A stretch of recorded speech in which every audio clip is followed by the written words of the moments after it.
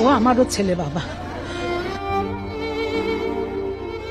তৌকির ইসলাম সাগর বাংলাদেশ বিমান বাহিনীর এক সাহসী সৈনিক, একজন পাইলট, একজন স্বামী, একজন সন্তান, একজন স্বপ্ন দেখা তরুণ। স্বপ্ন দেখত আকাশ রক্ষা করার। একদিন সে আকাশে হারিয়ে যাবে, সে কি জানতো? তৌকির মাত্র 1 বছর হলো বিয়ে করেছিল। নতুন বউয়ের হাসি তখন তার ছোট ঘরের প্রত্যেকটি কোনায় মেখেছিল। তাদের একসঙ্গে ছুটি কাটানো হয়নি, ঘোরা হয়নি, পাহাড় দেখা হয়নি, সমুদ্র দেখা হয়নি। তৌকির বলেছিল, প্রশিক্ষণ শেষ হলে আমরা ঘুরতে যাব, তোমাকে আকাশ দেখাবো। কিসের আকাশ? যে আকাশ সে রক্ষা করত, সে আকাশে একদিন তাকে কেড়ে নিল। অবশেষে সে আকাশেই ছড়িয়ে গেল শুধু ধোঁয়া, আগুন আর কান্না। 21শে জুলাই 2025 সোমবার দুপুর 1:06 F-7 BGI যুদ্ধ বিমান নিয়ে আকাশে উড়ে যান ফ্লাইট লেফটেন্যান্ট তৌকির। মাত্র 12 মিনিট পর ঢাকার উত্তরা মাইলস্টোন কলেজের উপর ভেঙে পড়ে তার বিমান।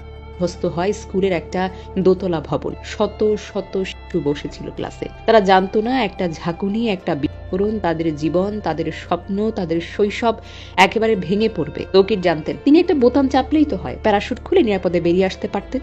তিনি তা করতে পারতেন, কিন্তু করেন নাই। সহজেই বাঁচতে পারতেন, কিন্তু সেটা তিনি করেননি। তিনি চেয়েছিলেন ঘনবসতিপূর্ণ এলাকা এড়িয়ে বিমানটি জনশূন্যে কোথাও নামাতে। তিনি চেষ্টা করেছিলেন, প্রাণপণ চেষ্টা করেছেন, একটা জীবন নয়, শত শত জীবন রক্ষা করতে। কিন্তু বিধাতা কি আর শুনেছেন তার কথা? দুপুরের আকাশে কালো ধোঁয়া ছড়িয়ে পড়ে, আর বিকেলে 3:45 ঢাকার CMH এ শেষ নিঃশ্বাস ত্যাগ করেন ফ্লাইট লেফটেন্যান্ট তৌকির ইসলাম সাগর। তৌকির ছিলেন একজন স্বপ্নবাজ তরুণ। শুরু করেছেন রাজশাহী ল্যাবরেটরি স্কুলে, তারপর গিয়েছিলেন পাবনা ক্যাডেট কলেজে। দেশের জন্য নিজেকে উৎসর্গ করতে চেয়েছেন বলেই বেছে নিয়েছিলেন বাংলাদেশ বিমান বাহিনীকে। তার পরিবার রাজশাহীর সপুরায় থাকে।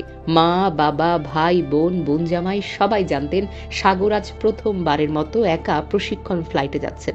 তারা গর্বিত ছিলেন, উচ্ছ্বাসিত ছিলেন। কয়েক ঘন্টার মধ্যেই সেই গর্ব, সে উচ্ছ্বাস ভেঙে গিয়ে তছনছ হয়ে গেল। হেলিকপ্টার করে ঢাকায় আসার সময় তারা জানতেন না তাদের সাগর আর জীবিত নেই। এই মৃত্যু কেবল এক দুর্ঘটনা, নাকি আমাদের অব্যবস্থা, অবহেলা আর ভাঙা প্রোটোকলের প্রতিচ্ছবি। একজন পাইলট যিনি চাইলেই বেরিয়ে আসতে পারতেন প্যারাশুটে, তবু সবার প্রাণ বাঁচাতে নিজের জীবন দিলেন। রাষ্ট্র কি তাকে তার প্রাপ্য সম্মান দিয়েছে? এই দায়টা কার বলুন তো? যন্ত্রপাতির রক্ষণাবেক্ষণ কি সঠিকভাবে হয়?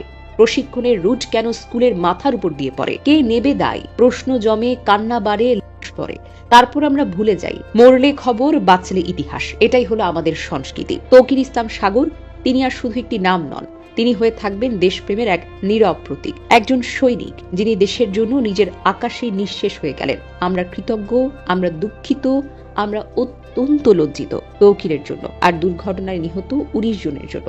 আমরা দোয়া করি আল্লাহ তাদের শহীদের মর্যাদা দিন, জান্নাত দান করুন। আর রাষ্ট্রকে একটা কথা বলি, এই আত্মত্যাগ যেন প্রশ্নহীন না হয়ে যায়, আর যেন কোনো তৌকিরকে আমাদের মাঝ থেকে এভাবে হারাতে না হয়।